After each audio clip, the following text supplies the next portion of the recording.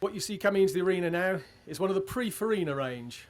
It's an Austin A50 Cambridge. And we're going to wind the clock back now to before the Farina era. These particular cars were introduced in 1954. There was something like 300,000 examples produced of the whole range, the A40s, the A50s, the A55 Mark Is. They were styled by Austin's in-house Italian designer Dick Bursey, and they shared the 1489 B-Series engine with plenty of other BMC vehicles. So how did Austin make the leap from these very typical rounded 50 saloons to the sharp and angular lines of their descendants? Here we see Sir Leonard Lord, who's just arrived. His driver's just helped him out. Sir Leonard Lord is actually he's the chairman of BMC, he's the boss. He ran the British Motor Corporation up at Longbridge. He's a very no-nonsense sort of fella, and he was very proud of the whole production line that he had. In Barney Sharratt's excellent book, Men in Motors of the Austin, he tells us that BMC chairman Sir Leonard Lord was very much against bringing in foreign stylists, as he always liked to interfere with the design process himself. However, all that changed following a visit from His Royal Highness Prince Philip to the factory at Longbridge in December 1955. It was actually the end of the Austin's 50th anniversary year. And here's His Royal Highness now, end of the factory tour. And it has to be said, he's completely and utterly unimpressed by what he's seen. Sir Leonard there, telling him what a wonderful design his pre-Farina Cambridges and all that and Westminsters are. But His Royal Highness definitely not convinced.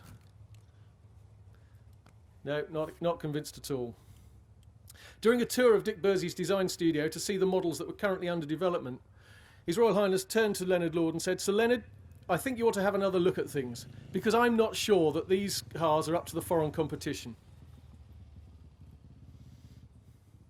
So having done a bit of a hatchet job, His Royal Highness cleared off. Sir Leonard scratched his head for a couple of minutes, and then the very next day he got on the telephone to Farina in Italy. Battista Pininfarina was part of the very famous Italian design studio. Already hugely successful, Pininfarina had also designed many Ferraris, the Alfa Romeo Spider and the Lancia Aurelia B20. So he turns up, and over the next few months he completely redesigns more or less the whole of the Austin range. And his designs, which were based on the pre-Farina Austin, that the whole running gear was virtually identical. They kept pretty much the whole floor plan, the engine, the gearbox, the back axle, the wheels. But what he came up with was a really, really groundbreaking design. Something that really hadn't been seen in this country up until that point. And after much persuading, Sir Leonard Lord agrees with him that actually what they need is fins. Big, tall fins. So, after all that, they then wheel on the great masterpiece. The design team there, very fine body of fellows. So by the middle of 1958, ready for unveiling is AD09, Austin Design Office number 9, which we all know as the Austin A55 Mark II Cambridge. Shock, horror, woo, fins, woo. So, following Farina's initial design, the team at Longbridge worked on the car.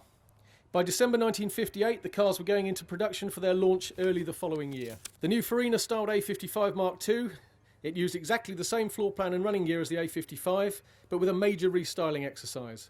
Farina had created a car which was 12 inches longer, 2 inches wider, and the car was much roomier inside.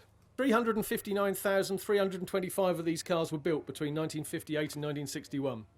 However, it may surprise the Austin owners of you to learn that there were people in this country who would not buy an Austin. Incredible. But following the BMC merger in 1952, there were still plenty of unreconstructed Morris fans who wanted to buy Morris cars.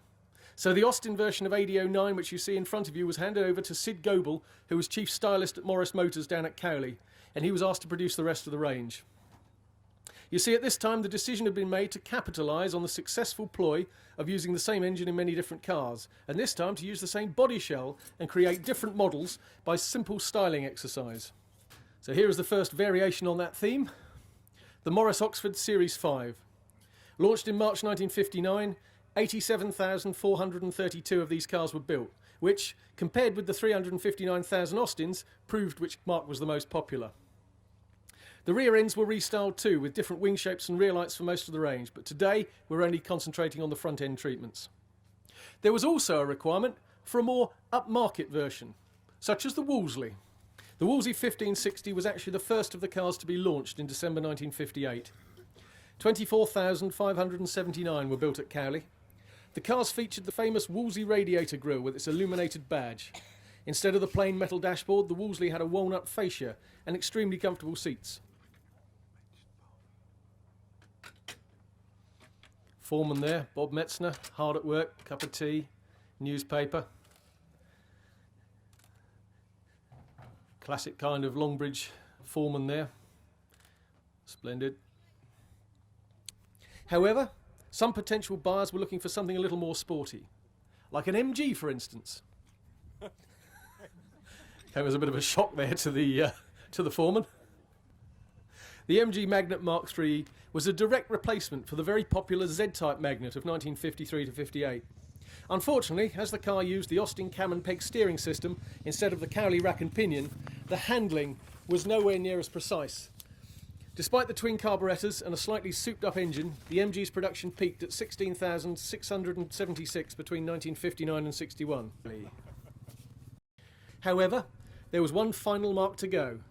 The top of the range. The Riley. The Riley 468 was, to all intents and purposes, exactly like the MG. It had the same higher specification engine too.